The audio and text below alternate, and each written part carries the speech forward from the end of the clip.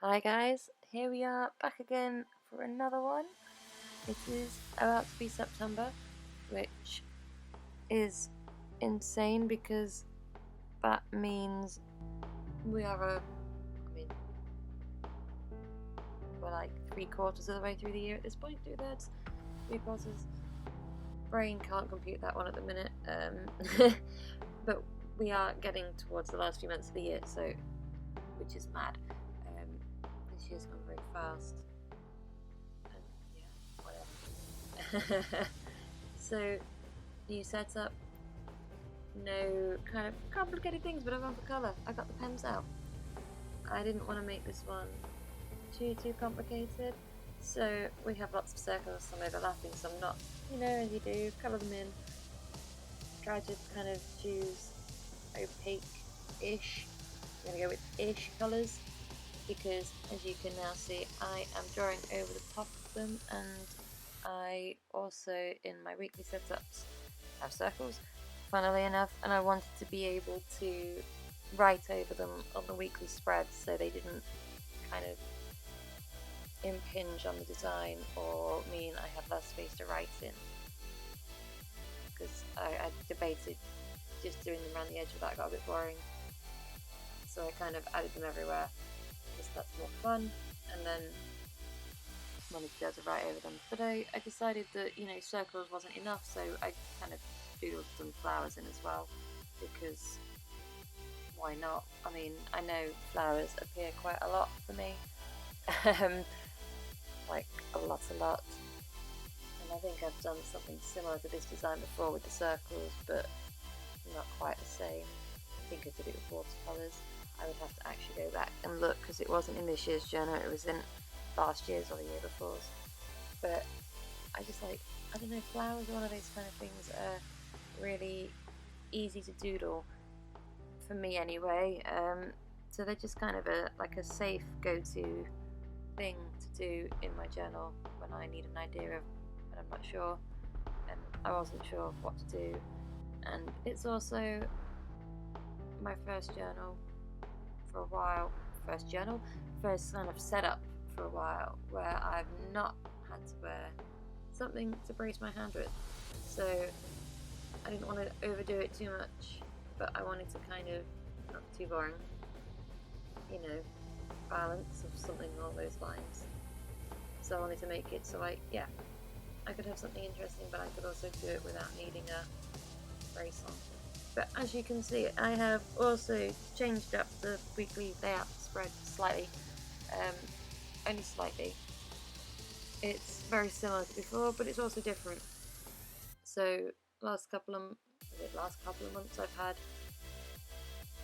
those, instead of having it so I had all my daily boxes on one side and then like a notes and tiles and financy bit on the other side, I had it so I had just daily boxes and then one box of finance, and I missed the notes bit. And after doing it for, like, it wasn't so bad in, I want to say July. I didn't do much in July at all because I was in a cast, but August I kind of wasn't in a cast, just in a splint, and I ended up discovering that I wanted to be able to write notes down. And then I didn't have anywhere. I had the main bit at the front of the month that I could write in, but I didn't have anything for the week. So, and also, I mean, I've now realised as well, this is the big thing for August, is I had tasks I needed to do in a week, but I didn't have anywhere to write them except in a particular day. Except they weren't tasks. Excuse me, dropping the microphone. They weren't tasks that I had to do on a particular day, and I didn't want to assign them to a particular day, but they had to be done that week, and I missed having the function to be able to write those tasks in. So that's where this kind of layout comes out. We've got Monday to Friday on one side, Saturday, Sunday on the other side, a box for tasks and notes combined, and then a financy box, which I've made bigger, I think. I'm sure I've made it bigger than the last one, because last month I'm sure it was slightly narrower, so I was struggling to kind of get in what it was where I'd spent the money and how much money, because it was quite cramped. So I've made it wider, and I managed to work out how to split my page up to actually make that work, which is quite nice. It's handy when a plan kind of comes together and you end up with numbers that work in the right multiples to do what you're trying to do, which is always good. Yeah. So that we're going to see if this works. If this works, I might keep it. I might go back to the old one come October. I don't know. The only, downside is the wrong word probably. But on previous spreads with the old kind of layout where I had all the days on one side and then all the notes and tasks on the other, I had more space in a way depending on what the design was to doodle the design, whereas kind of this one feels like I kind of have to either do things like this where it's colour and opaque and I can write over it and then doodle around the outside, or just doodle around the outside. So in that sense this is nicer because it means that I don't spend as many hours setting it up. However, if I don't spend as long on it, or if I don't put as much effort in, or it's kind of not visually pleasing, I know I use it less. So I want to make sure that I keep it interesting enough that I do still use it.